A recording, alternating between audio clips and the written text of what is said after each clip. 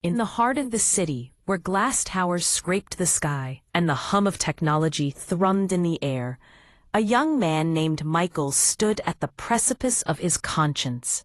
He had always dreamed of working at Nexus Corp, a shining beacon of the tech world. In the heart of the city, where glass towers scraped the sky and the hum of technology thrummed in the air, a young man named Michael stood at the precipice of his conscience. He had always dreamed of working at Nexus Corp, a shining beacon of the tech world, known for its lavish perks and the kind of corporate culture that made parents beam with pride. But beneath the surface of this idyllic facade, darkness lurked, and Michael was about to uncover its chilling depths. Michael's journey began with hope.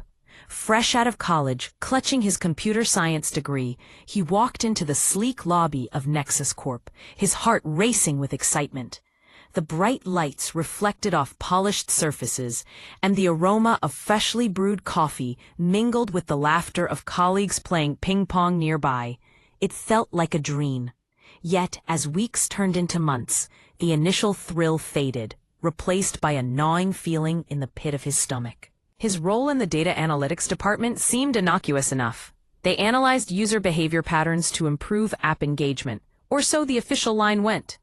But during the weekly meetings, one dataset was consistently overlooked: Project Morpheus. Each time he inquired about it, Janet, their manager, would wave him off with a curt, "That's above your clearance level." Curiosity, however, is a relentless beast. Late one evening, the fluorescent lights flickered overhead as Michael stayed late to finish his tasks. The eerie quiet of the office was punctuated by the clacking of keys as he noticed Janet's computer left unattended.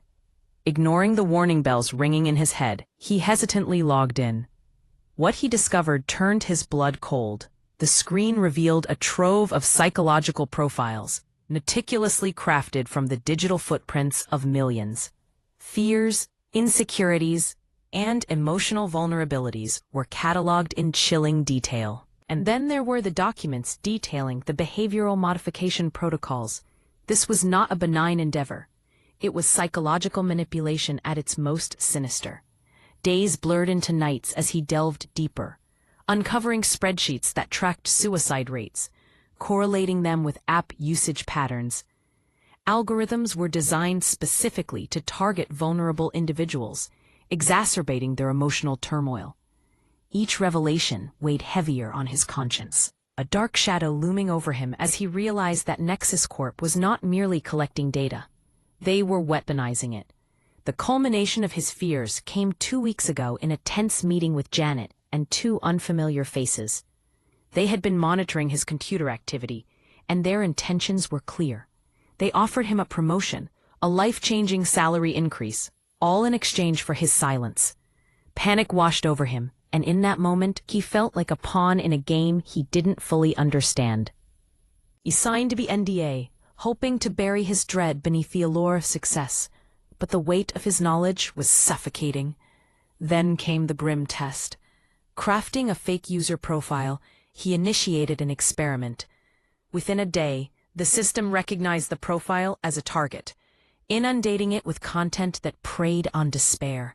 His stomach twisted as he watched the algorithm do its dark dance, purposefully deepening the user's isolation and pain. The realization hit him like a freight train. Project Morpheus was a tool of psychological warfare.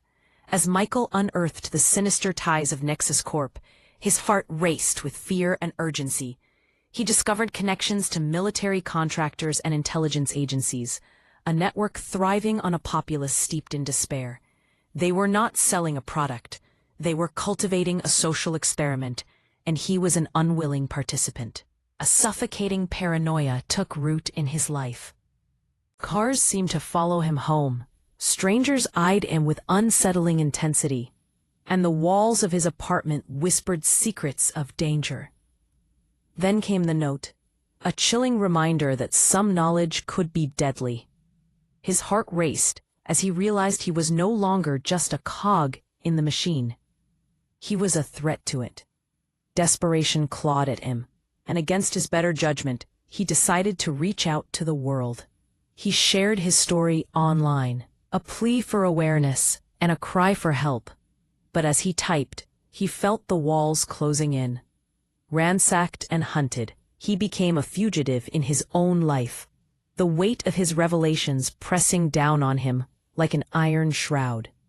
With each update on his post, hope flickered like a dying candle. He found allies who echoed his fears, whispering of shared horrors within their own companies. A journalist agreed to meet, but he knew that with each passing hour, the clock ticked closer to his demise. In his final moments of clarity, he realized the choice was no longer his. He could not continue to be complicit in this evil, nor could he turn back the clock on the darkness that had encroached upon his life. As he prepared to meet the journalist, a sense of calm washed over him. If something happened to him, he had left a trail. The files he hid would expose the truth. His story echoed in the digital corridors, a testament to the unseen battles waged in the shadows of technology. Michael understood now. The line between good and evil was often blurred, and sometimes the greatest act of rebellion was simply to speak the truth. And so he did, hoping to ignite a flame of awareness before the darkness consumed him whole.